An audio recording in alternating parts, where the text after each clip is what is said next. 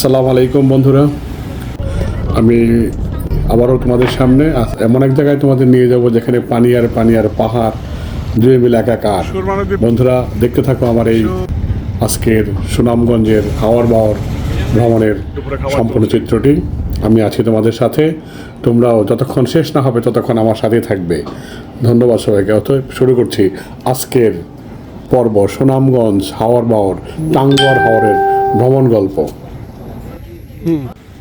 এই গাড়িটিতে করে আমরা যাব সুনামগঞ্জ থেকে আমাদের ভাড়া করা সেই নৌবহরে আমরা চড়ে বসবো এবং ঘুরবো এক রাত 2 দিন।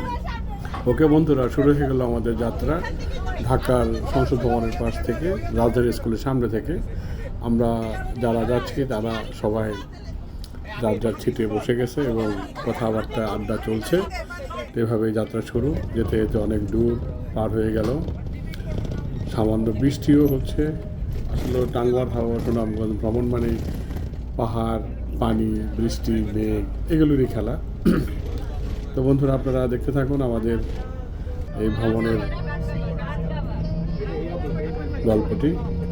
খুব সুন্দর রাস্তা, একদম সবুজে ঘেরা, মনে হচ্ছে যে রাঙামাটির পথেই আমরা চলে যাচ্ছি, কিন্তু আসলে এটি রাঙামাটি নয়, এটি সুনামগঞ্জেরই একটা রাস্তা। তো বন্ধুরা, আমরা ধীরে ধীরে সুনামগঞ্জ সেই ঘাটের দিকেই যাচ্ছি, যেখানে আমাদের জন্য অপেক্ষা করছে এক বিশাল বড় নৌবিহার। এই হলো আমাদের আজকের ট্যুরের অনারিয়াম। আমাদের ঢাকায় আমির, তারই সহযোগিতায় আমরা প্রায় 20 থেকে 24 জনের একটি দল, তার সাথেই যাচ্ছি আজকে সুনামগঞ্জ। এর জন্য আমিরকে বিশেষভাবে ধন্যবাদ, আমাদের এত সুন্দর একটি পরিবেশ, এত সুন্দর একটি ভ্রমণ উপহার দেওয়ার জন্য। তো বন্ধুরা, দেখতে থাকুন আমাদের এই ভ্রমণের চিত্রটি, আশেপাশের দৃশ্যগুলো। হাওর বাওয়ারের, যেহেতু হাওর বাওয়ার তো দেখাই যাচ্ছে, দুপাশে হাওড় আর বাওয়ারি আছে রাস্তার দুপাশে। এই হাওর বাওয়ার পেরিয়ে আমরা সুনামগঞ্জে সেই নৌঘাটিতে পৌঁছে যাব, যেখান থেকে আমরা সেই নৌঘাটে উঠে বসবো এবং সেখান থেকে আমরা এক এক করে ওয়াচ টাওয়ার, টেকের ঘাট, নীলাদ্রি লেক, শিমুল বাগান এগুলো আপনাদের দেখাবো, দেখবো, আরও কথা হবে। তাতে চলতে থাকি, দেখতে থাকুন আমাদের।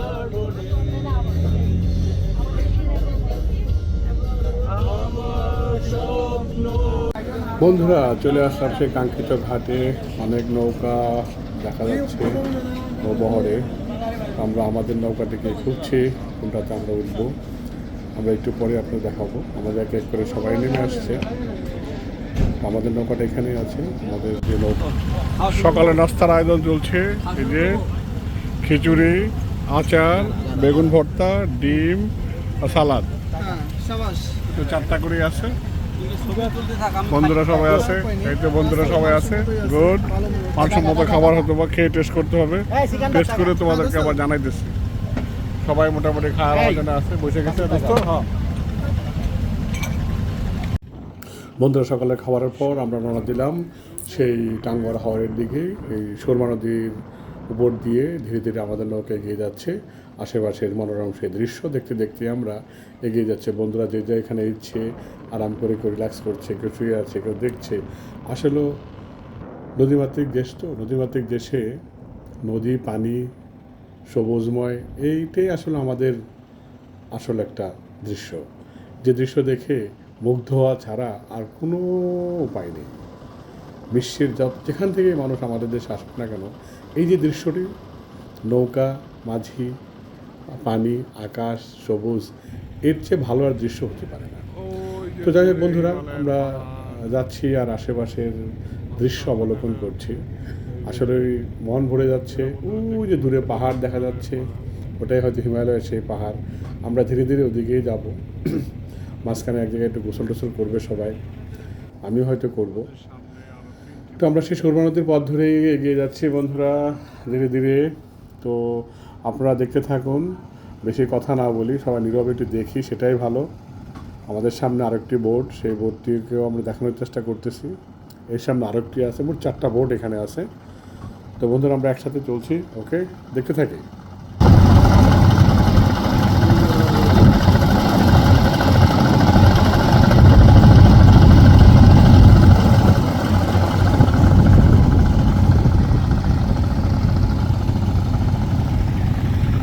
লেখা থাকবে সুরমা নদী দিয়ে টাঙ্গুয়ার হাওরে যাওয়ার পথের এই ভাসমান দৃশ্য। ওই যে খেটে খাওয়া মানুষ কাজ করতেছে, দেখেই বলে আসল জীবন।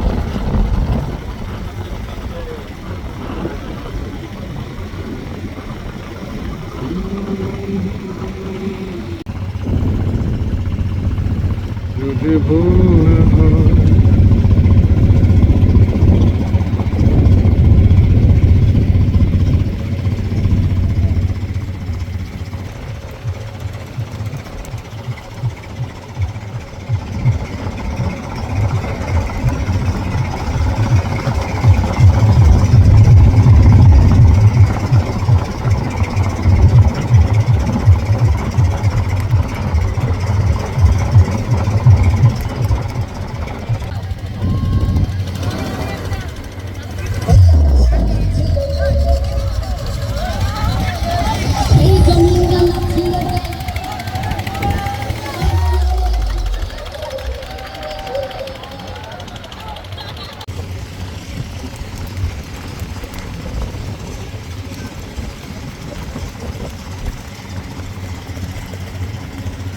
যে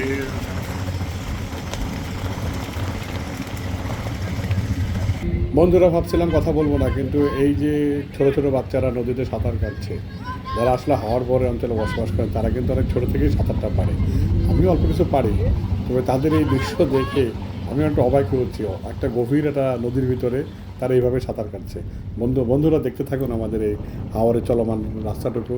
আমরা এভাবেই আস্তে আস্তে চলে যাব ওয়াচ টাওয়ার থেকে টেকের ঘাটে হয়তো আজকে রাতটা থাকবো। তো বন্ধুরা দেখতে থাকেন পাহাড়, সবুজ, নদী, পানি ইত্যাদি ইত্যাদি। ধন্যবাদ সবাইকে।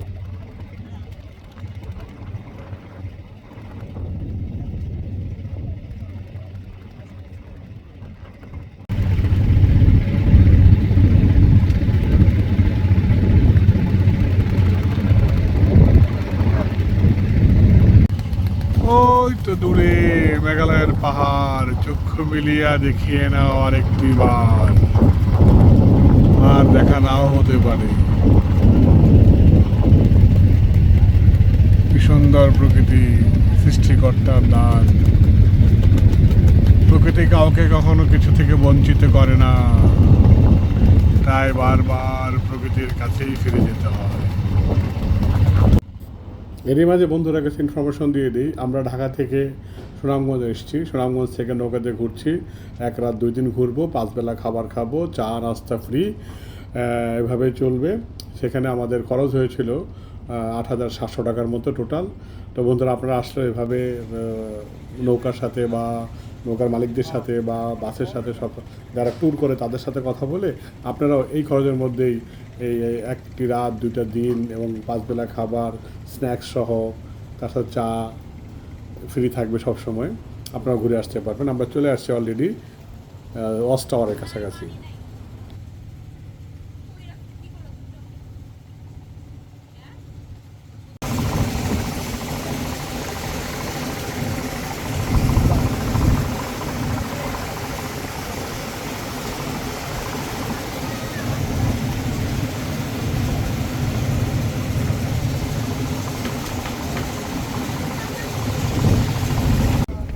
এটা দুপুরে খাবার চলছে টাঙ্গুয়ার হাওর।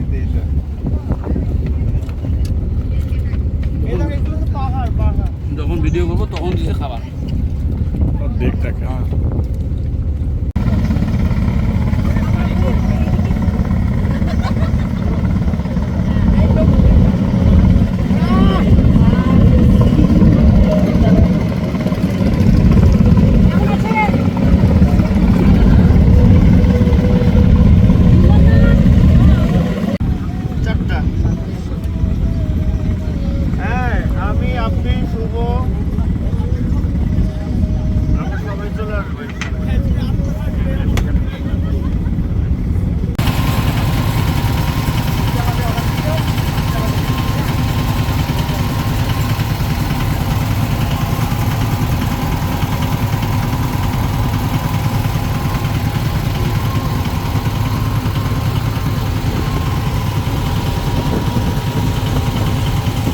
আমরা ওয়াচ টাওয়ার থেকে গোসল টোসল করে ফ্রেশ হয়ে দুপুরে খাবার খেয়ে রওনা দিয়েছিলাম এই টেকের ঘাটের উদ্দেশ্যে।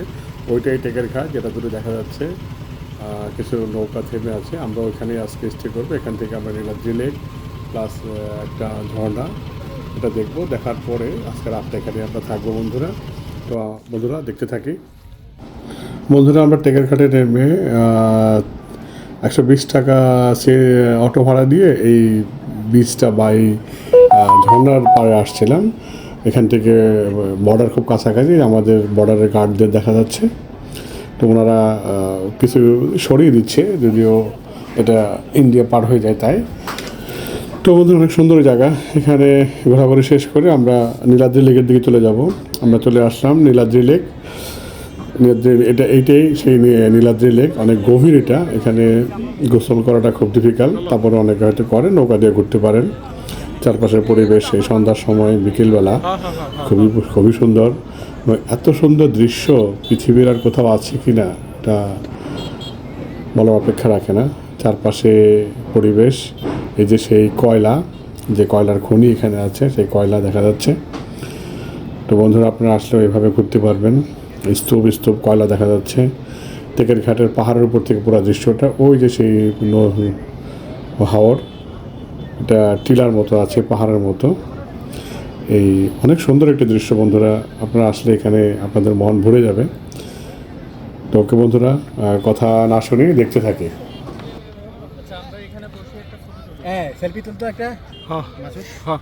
টেকের ঘাটে নীলাদ্রি লেক ঝর্ণা দেখে আমরা সকালে আবার রওনা দিয়েছি। আমরা এখন যে উদ্দেশ্যে রওনা দিয়েছি সেটা হলো শিমুল বাগান। শিমুল বাগানে ঘোরাঘুরি শেষ করে আমরা ওখান থেকে যাব হলো সম্ভবত জাদুকাটা নদী, এবং জাদুকাটা নদীর পাশে একটা পাহাড় আছে, সেই পাহাড়টাও আমরা দেখব। ওখানে 0 পয়েন্ট আছে। তো বন্ধুরা আমরা আপাতত সেই হাওয়ার পাওয়ার ধরে চলতে শুরু করেছি। আশেপাশে সবুজময় দৃশ্য, ঘরবাড়ি, অনেকটা দ্বীপের মতো লাগছে। তো আসলে সুনামগঞ্জের এই টাঙ্গুয়ার হাওরের পরিবেশটা অসম্ভব সুন্দর। যে সুন্দরের কথা আসলে মুখে বলে কাউকে বোঝানো যাবে না, আমি বোঝানোর চেষ্টাও করছি না। আপনারা নিজেরা এসে দেখে অবলোকন করে বলবেন যে আসলে সুন্দর কিনা। ওকে বন্ধুরা, দেখতে থাকুন।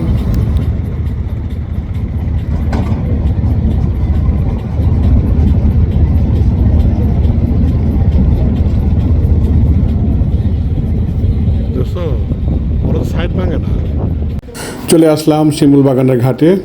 আমাদের নৌকা ভিড়েছে, আমরা সবাই নেমেছি।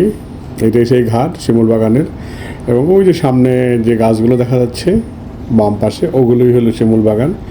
তো খুব শিগগিরই আমরা শিমুল বাগানে ঢুকবো ঘোরার জন্য।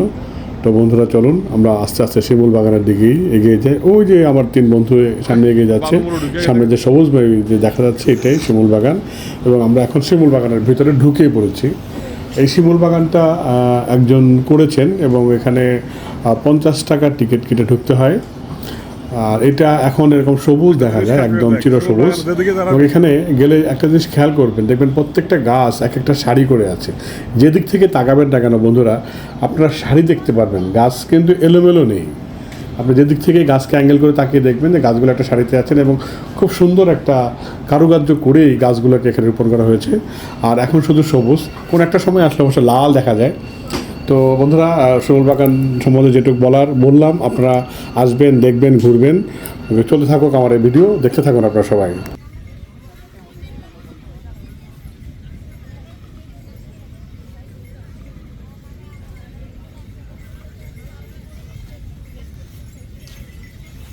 কাদার মধ্যে কই যাস? শিমুল বাগান ঘোরার পরে আবারও নৌকায় চেপে উঠলাম। আমরা সেই পাহাড় বা জাদুকাটা নদীতে যাব। জাদুকাটা নদীতে নামবো, ওখানে গাটা ভিজাবো, শীতল হব। জাদুকাটা নদীতে পানি খুব হিম শীতল, একদম প্রাণ জুড়ে যাবে, গাটাও জুড়ে যাবে, অসম্ভব গরম পড়েছিল। সেই উদ্দেশ্যে রওনা দিয়েছে বন্ধুরা। অতএব আবারও অপেক্ষা জাদুকাটা নদীর। ধন্যবাদ। আমরা প্রথমে সেই টিলার উপরে আসলাম, টিলার উপরে উঠে আসছি অনেক উপরে। এখান থেকে নদী অনেক নিচু। যে কোনো মানুষের হিসাব করে যদি বলতে হয় তাহলে হয়তো 150 ফিট তো এরকম হবে।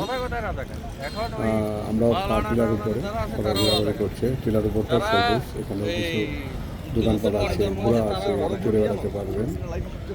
আসলে সম্পূর্ণ ট্যুরটাই অনেক সুন্দর। সুনামগঞ্জে হাওড় বাওয়ার যে এলাকাটার কথা বলা আছে বর্ষার সিজনটাতে, আসলে ঘুরে খুব মজাই পাওয়া যায়।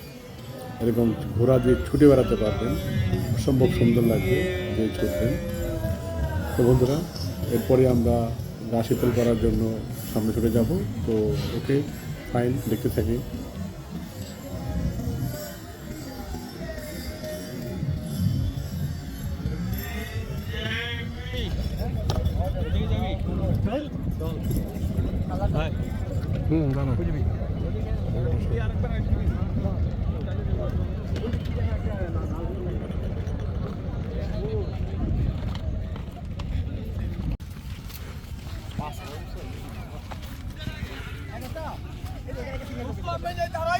হ্যাঁ হ্যাঁ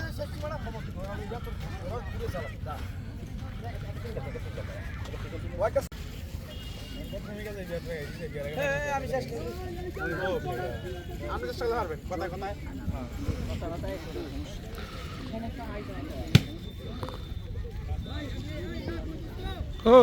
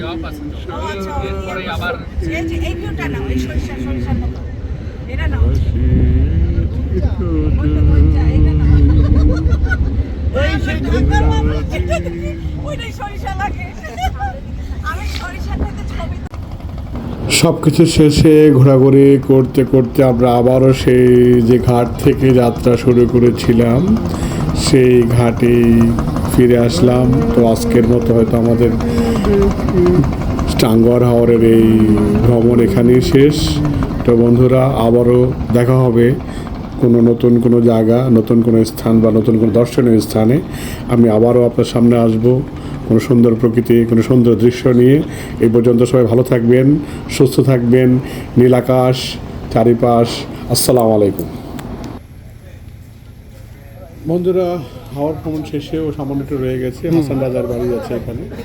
আমরা সেই বাড়িটিকে ভিতরে ঢুকলাম, ঢুকে আশেপাশ চারপাশটা দেখার চেষ্টা করলাম। হাসান রাজার কিছু স্মৃতি স্থান দেখলাম, তার বসার জায়গা দেখলাম, এরকম অনেক কিছু রয়ে গেছে। তার একটা জাদুঘর রয়ে গেছে, সেখানে সে কীভাবে গান গেতেন, কী কী ইউজ করতেন সেগুলোও দেখা গেল, কিছু ছবি আছে। তো বন্ধুরা, আপনারা আসলেও হাসান রাজার এই বাড়িটিকে দেখে যাবেন, কারণ আসলে অতীতে যারা কিছু করে গেছেন তাদের যে স্মৃতি নিদর্শনগুলো, এগুলো আসলে আমাদের বাঙালি হিসাবে তাদের এগুলো দেখা আমাদের একটু প্রয়োজনীয় মনে হয়। তাহলে দেখলে জ্ঞানও বাড়বে, তার সম্বন্ধে জানাও হবে। তো অবশ্যই আসবেন, দেখবেন, ঘুরবেন। চলুন ঘুরে দেখি হাসান রাজার সেই বাড়ি এবং তার পুরো স্মৃতি জাদুঘর।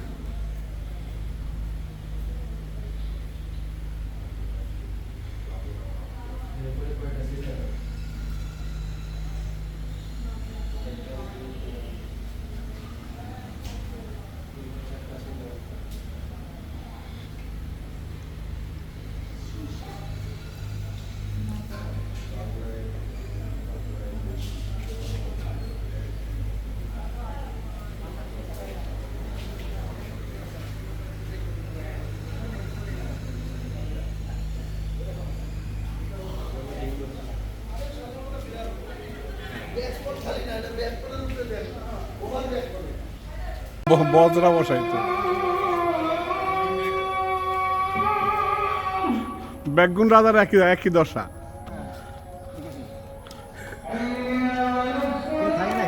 না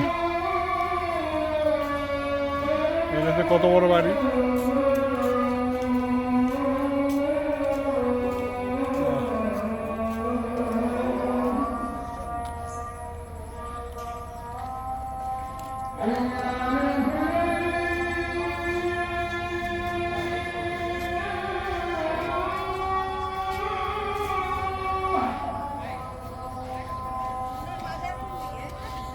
মাজার আছে নাকি আবার?